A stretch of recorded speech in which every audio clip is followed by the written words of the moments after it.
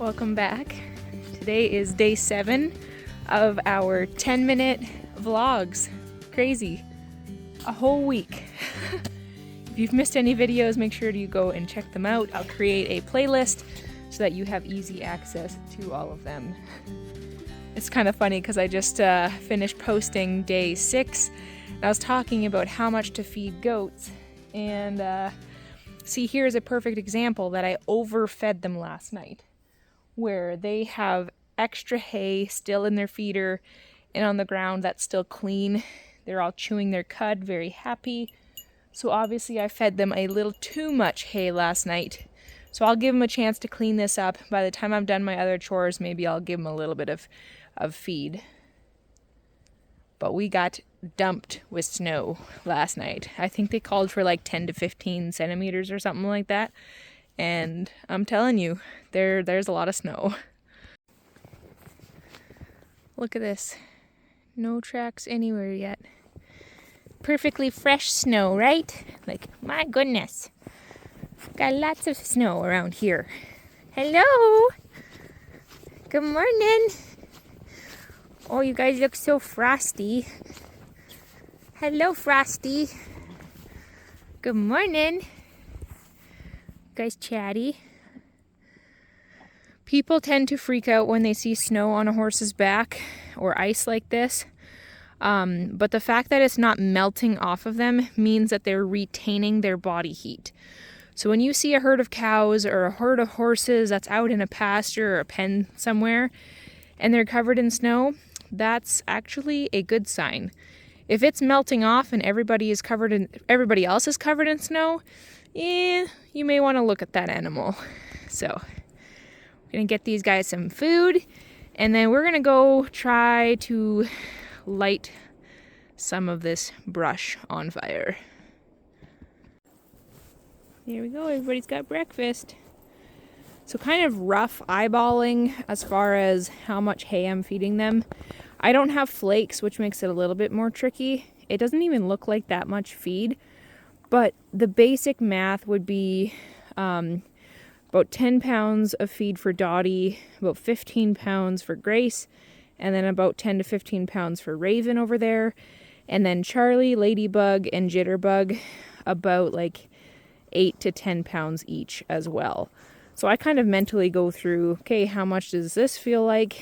And when you do it often enough, you get a pretty good feel for it. As well as, like, I'm obviously out here looking at them twice a day. I can give them extras on the really, really cold days where they're burning more calories to stay warm, as well as just watching their body condition and upping the feed or introducing grain if I need to. So from our pasture clearing this last year, we now have these massive brush piles, and we have not been able to burn them because of drought and fire bans, and so hence the massive ugly piles all over the pasture just taking up space. I was gonna come out and try to get a smaller pile burned, because with piles this big you have to have a permit for it. So I was hoping to just make little piles beside some of these big ones, but you can see the size of these logs. I don't think that that's really going to work. This one right behind this little spruce tree might work because there's a lot of smaller sticks and stuff. So that one would be a good candidate, as well as this one that has a bunch of smaller stuff. But I'm not really sure if it's worth the headache, or if we just work on getting permits and tackle the whole thing and just light them all up. So we've got 1, 2, 3. Did I already count this one? 1, 2, 3.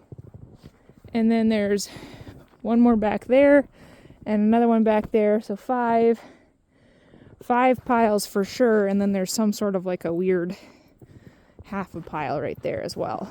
So this is just a big manure pile.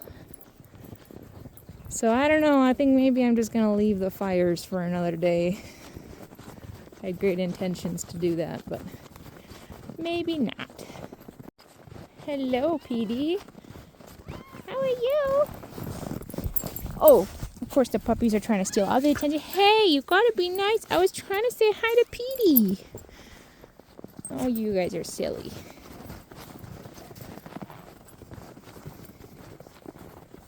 Hey, Dottie, be nice to the dogs. Whoa, just about fell. Hey, Jitterbug. She's starting to look a little better since coming home. Hey, sweet girl. The awkward, ugly wean stage, hey?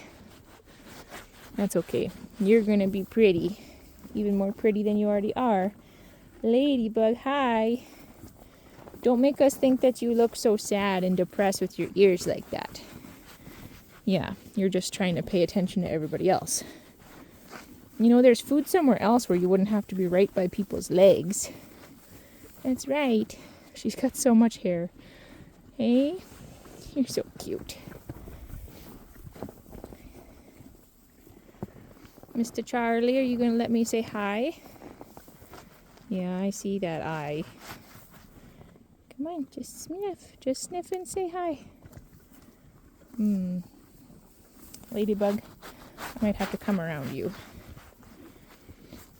Here, this is a good example. So underneath their undercoat here, that's all dry and warm down there. It's just the tips that are wet and frozen. Now, if and when it warms up again and this melts and then they get wet and then it freezes again, then you have a chance for them to get really cold. But that's why you got to pay attention to their coats. Same here, we've got, a lot of melting happens along their spine, probably kind of like keeping them cool. But underneath here, don't want to disturb it too much. Underneath there, that's all nice and dry.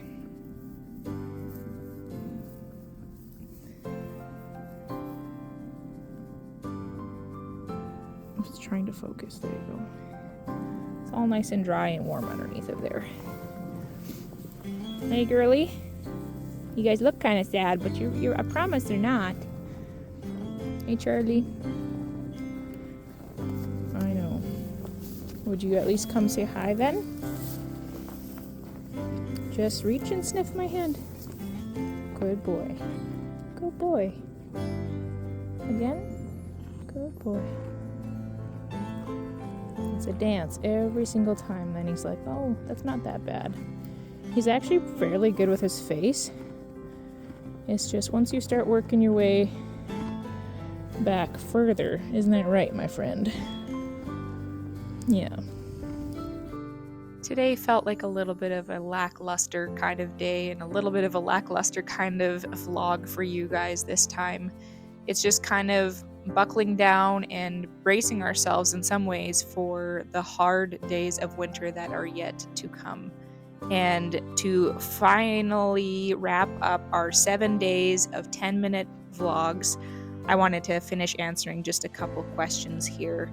We do actually have a garden. I have not shown much of it other than maybe a little bit of our raspberry patch. I am not a huge gardener, and so that's kind of why you guys haven't really seen much of the garden. But maybe I'll share some more of that next year and ask you guys for more gardening tips because I don't really have a green thumb. Do we have problems with bears, wolves, etc.? Yes, we actually do have all of those predators in this area. Cattle farmers struggle with wolves taking down calves and cows. People struggle with coyotes and foxes raiding chicken coops, especially in our neighborhood. We have like a fox epidemic where people are losing whole flocks of chickens due to foxes. We also have occasionally bears that come into the area and visit the mailboxes. But for us, where we are situated, we typically only see foxes around our place.